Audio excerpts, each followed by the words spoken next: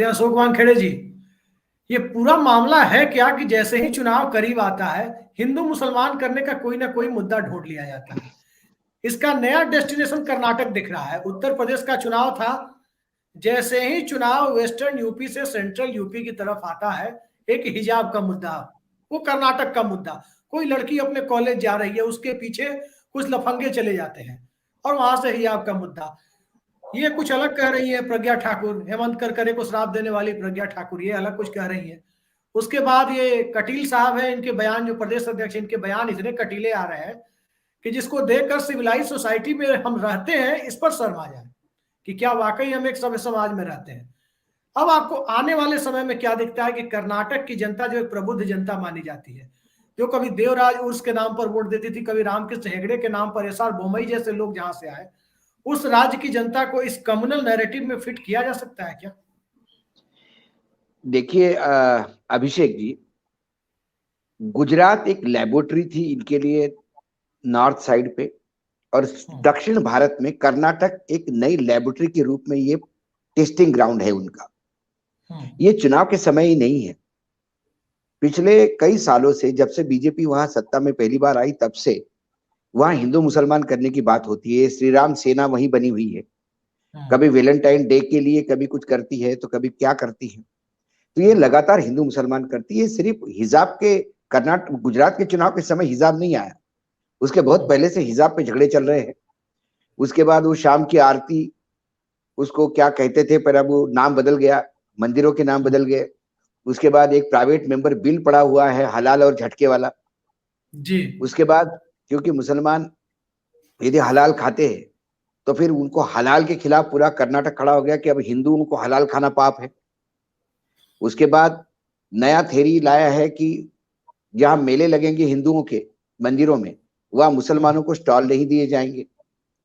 फिर मुसलमान ड्राइवर हो तो गाड़ी में नहीं बैठेंगे। मुसलमान यदि कोई अच्छे परफॉर्मर है तो मंदिर प्रांगण में उनको परफॉर्मेंस नहीं दिया जाएगा। ये भूल गए बाबा विश्वनाथ को आम उम्र मैंने मरने तक, अंतिम सांस लेने तक बिस्मिल्लाह खान की सेना ही सुबह उठाती थी और वो उसके लिए गर्व महसूस करते थे। आडवाणी जी रथ लेके चली थी तो उनका ड्राइवर मुसलमान था।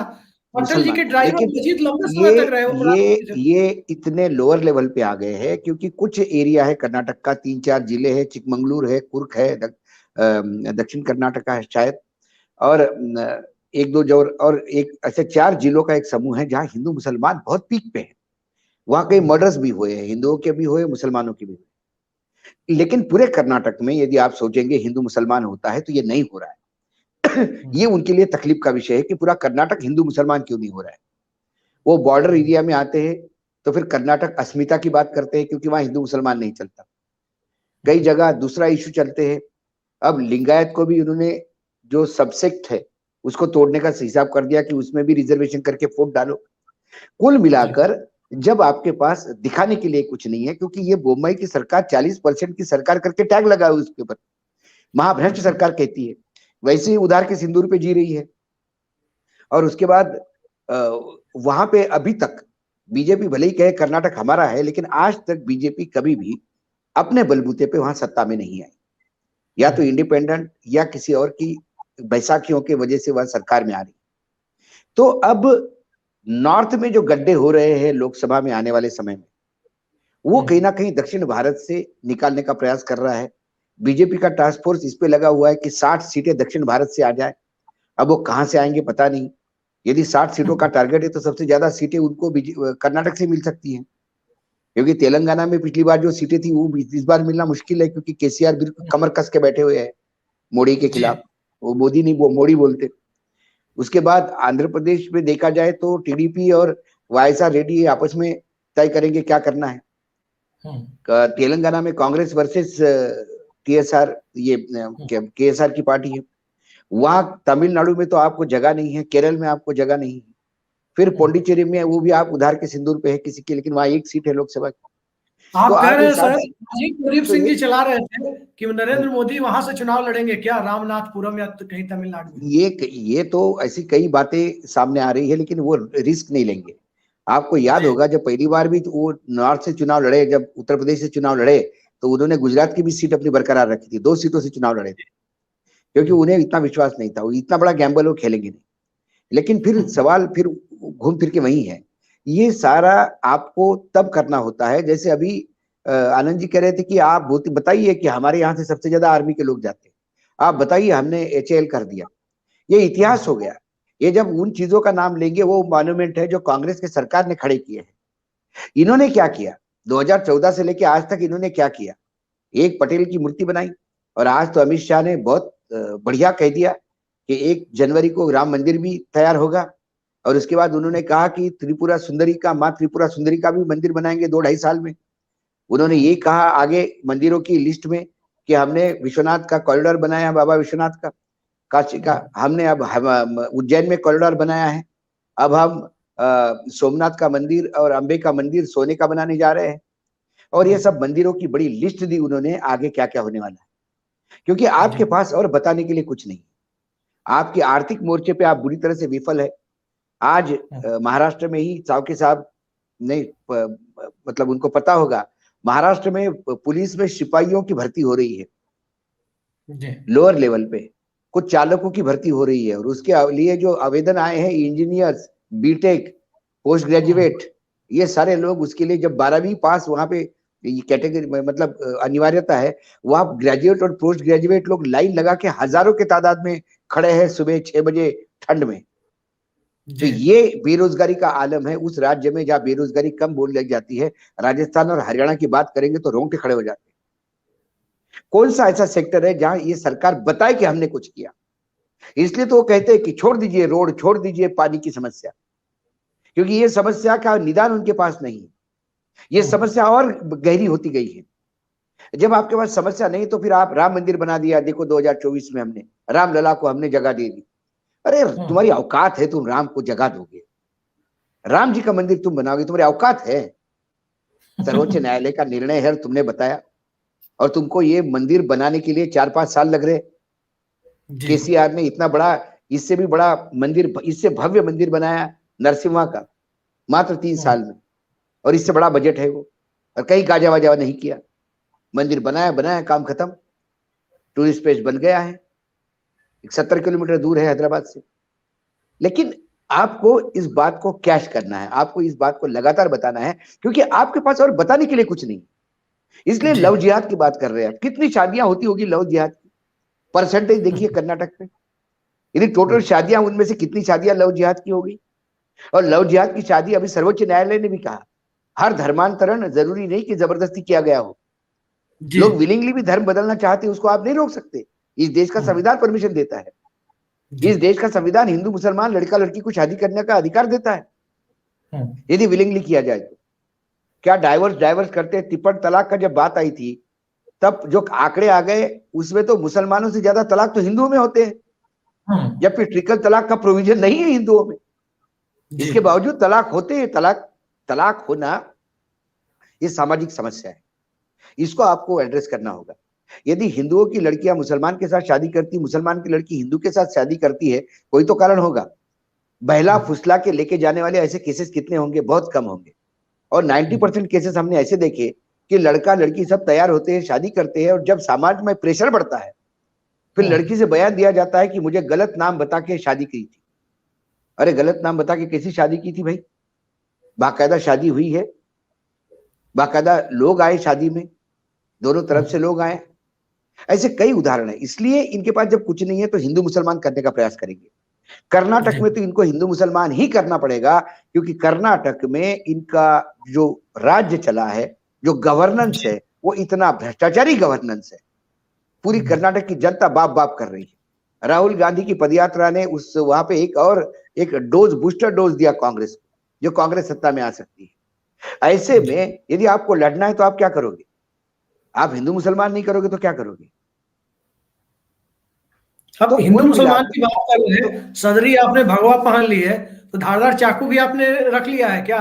हाँ, उसने तो कह दिया था। अभी बात बताइए, ऑल द वे उस महिला को जो जेल में हो जानी चाहिए, वो महिला सांसद बनी हुई है, और वो जाकर कर्नाटक में उन्हीं 4 जिलों में, जहां की मैंने बात की, शिमोगा में की बात है ये, जी। वहीं जाकर जहां हिंदू मुसलमान बिल्कुल एक दूसरे को काट रहे हैं, वही जाके कह रही है कि भैया सब्जी काटने के लिए गला काटने वाला सब चाकू रखिए, वो सब्जी भी लेकिन वो काटे और व्हील गला चेयर भी पे नहीं काटे। गई थी, व्हील चेयर इसका वहां मत नहीं था उनका। मैंने वही तो कहा, इसका मतलब है कर्नाटक में लॉ एंड ऑर्डर खत्म हो गई है। बीजेपी की जी। सांसद जाके कहती है कि स्वयं की रक्षा खुद करनी पड़ेगी। इसका मतलब वहां लॉ एंड ऑर्डर है नहीं, सरकार को बदलने की जरूरत है। एक चीज बताइए सर, ये प्रज्ञा ठाकुर जब न्यायालय में जाती है तो व्हील चेयर पे जाती है, वहां व्हील चेयर आ जाता है, उनकी परेशानियां शुरू हो जाती है। और बाकी कहीं कर्नाटक में इतने भयानक बयान दे रही हैं, इतने सांप्रदायिक तनाव बढ़ाने वाले बयान दे रही हैं जाके, कहीं व्हील चेयर का दर्शन नहीं हो रहा है। ये मामला क्या है पूरा? व्हील सांप्रदायिकता व्हील चेयर पर है, या बीजेपी व्हील नहीं चेयर नहीं पर है, नहीं या सिर्फ प्रज्ञा ही व्हील चेयर पे है? प्रज्ञा व्हील चेयर पे नहीं, न्यायपालिका व्हील चेयर पे है। क्या न्यायपालिका को ये दिखता नहीं है? न्यायपालिका कैसे अलाउ करती है? न्यायपालिका व्हील चेयर पे है। ये न्यायपालिका को देखना होगा कि हमने जिसको जमानत हेल्थ ग्राउंड पे दी, वो खुलेआम टूर करती है, ट्रेवल करती है, बड़े बड़े भाषण देती है, हंसते हुए भाषण देती है, ऐसा कोई चेहरे पे पीड़ा नहीं दिखाई देती कि आधे घंटा खड़ा हो गई तो खड़ा नहीं हो पा रही थी। न्यायपालिका क्या कर रही है? आपको जमानत दी, किस लिए जमानत दी? आप जमानत पे क्यों जमानत पे है? आपको ये देखना होगा ना कि मात्र आप सांसद है और इसके लिए आपको सारे गुने माफ है। ये तो नहीं हो सकता इस देश में। तो व्हील चेयर पे वो नहीं है, व्हील चेयर पे दुर्भाग्य है कि न्यायपालिका है। न्यायपालिका ने इस पे सुओ मोटो एक्शन लेना चाहिए इनके स्टेटमेंट्स के ऊपर। लेकिन अब न्यायपालिका ने फिर कहा कि भाई नेताओं ने कुछ कह दिया तो अब कुछ बोलने की जरूरत नहीं है, वो उनका व्यक्तिगत मामला होगा। जब ये सारी बातें हो जाएगी तो फिर करेंगे तो क्या करेंगे? इस हिंदू मुसलमान का काउंटर सिर्फ काम का काउंटर है। विरोधी पार्टियों को देश में जो वास्तविकता है वो सामने रखनी होगी। आपको हिंदू मुसलमान के ट्रैप में नहीं जाना होगा। उनको बार बार ये बताना होगा कि देश में बेरोजगारी की स्थिति क्या है, महंगाई की स्थिति क्या है, किसान क्यों आत्महत्या कर रहा है। ये बड़ी बड़ी बातें कर रहे हैं। आज एक नया डिसीजन जो पार्लियामेंट ने अभी इसमें लिया है, कैबिनेट ने लिया है कि अब वो दुर्गम स्थान आदिवासियों के लिए वो डिश टीवी एंटीना दे देंगे। जहां रोड नहीं वहां डिश टीवी एंटीना हो रहा है, वहां एम्बुलेंस नहीं एम्बुलेंस चल रही है। बांबू को खटिया लगा के पेशेंट को लेके जाते हैं हॉस्पिटल में, 12-12 15-15 किलोमीटर भागते हुए लोग। बाबा डिश आदम के टीवी जमाने में एंटीना जी रहे देंगे हो। तभी तो हम देखेंगे गोदी मीडिया के नफरती चैनलों को। हिंदू तो मुसलमान ये करने का पूरा साधन देंगे तो उनको। सवाल है, आप आज भी 81 करोड़ लोगों को अनाज देकर जिंदा रखे जा रहे हैं। आपकी इतनी औकात नहीं है कि आपके देश के 81 करोड़ लोगों को, आधे से ज्यादा आबादी को आपने भूखा रखा है, मजबूर किया है कि वो आपके 5 किलो के अनाज के भीख पे जिंदा रहे। ये स्थिति है। ऐसे में ये क्या बोलेंगे? हमने आर्थिक स्थिति अच्छी की, ये बोलेंगे डॉलर ठीक अभी नीचे अपने औकात पे आ गया, पेट्रोलियम के प्राइसेस औकात में आ गए, दाल तेल औकात में आ गया, ये बोलेंगे। ये रोड बनाया, इंफ्रास्ट्रक्चर बनाया।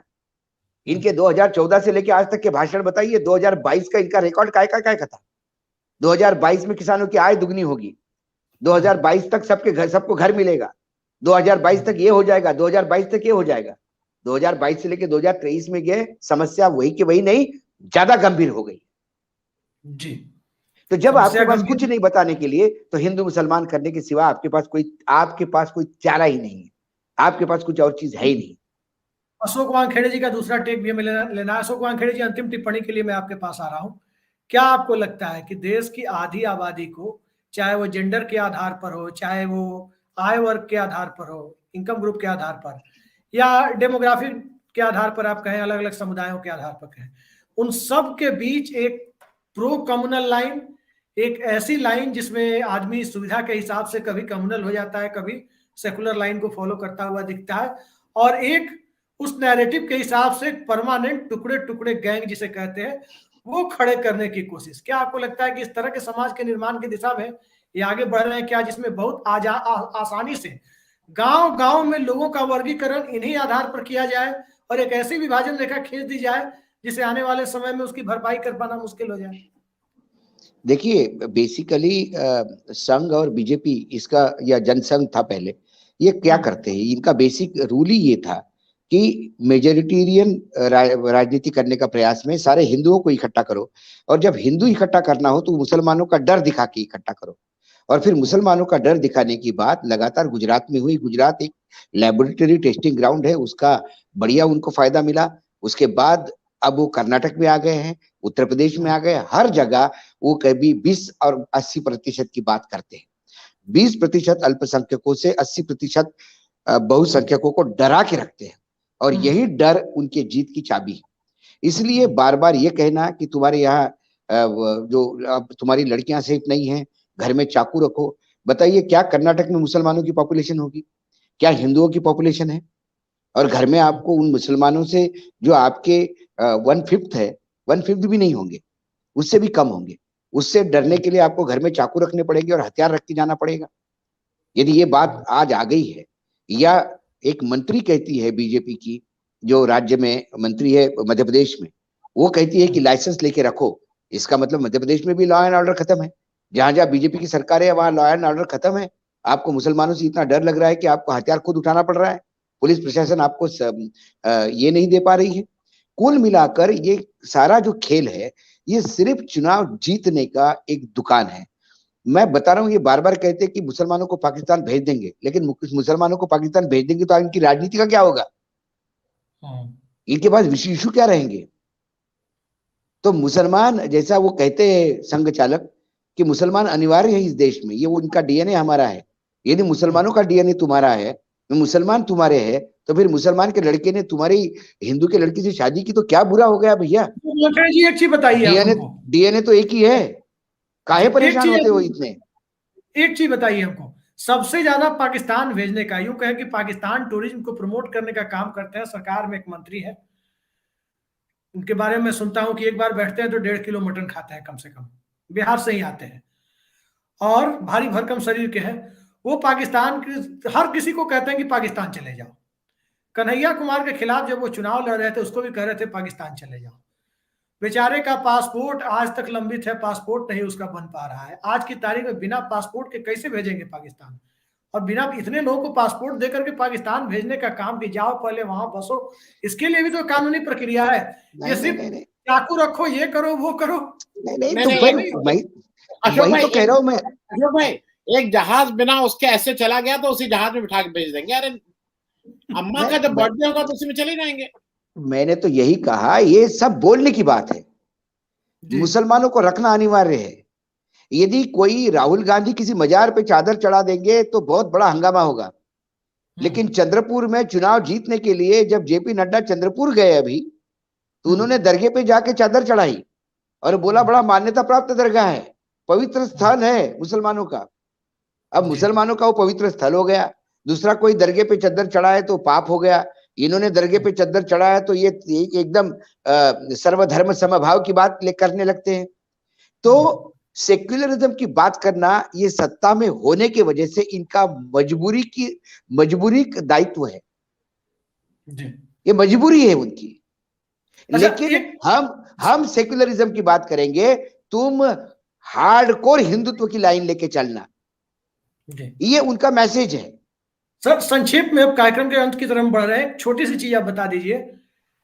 भारत के बाहर जब यही भारतीय जनता पार्टी के नेता, चाहे वो किसी भी संवैधानिक पद पर वो जाते हैं, तो बुद्ध गांधी तमाम तरह की बातें वहां पे करते हैं। नेपाल में जाकर कहते हैं कि युद्ध से बुद्ध की तरफ चलने की जरूरत है।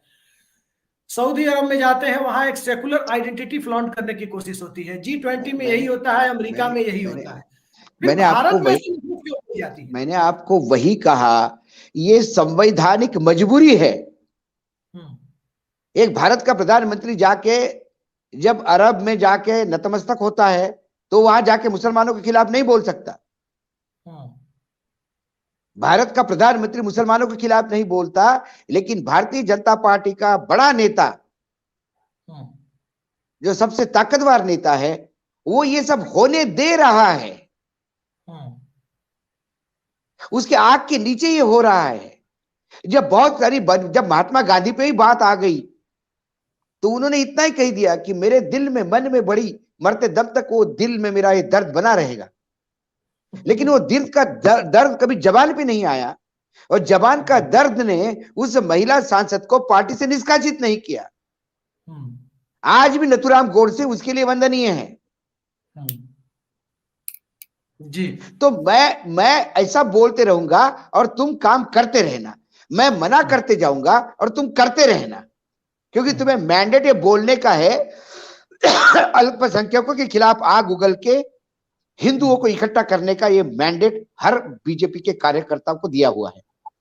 जी। अब बीजेपी के नेता कुछ तो संविधान पद पर रहने के बाद भी पाकिस्तान भेजो वाली बात करते हैं, और कुछ लोग जो जिनका एक मुखौटा है, वो मुखौटे के साथ चल के बोलते कि अरे नहीं नहीं ऐसा नहीं होना चाहिए, हिंदू मुसलमान तो हमारे भाई है, उनके बगैर कैसा ही देश चलेगा, वो तो हमारे हैं। जब वो आपके हैं तो फिर उनके बेटों की शादियों में इतना हंगामा क्यों? वो हलाल खाए कि झटका खाए उससे परेशानी क्यों? वो हिजाब पहने ना पहने तुम्हें क्या मतलब? क्यों परेशान भाई?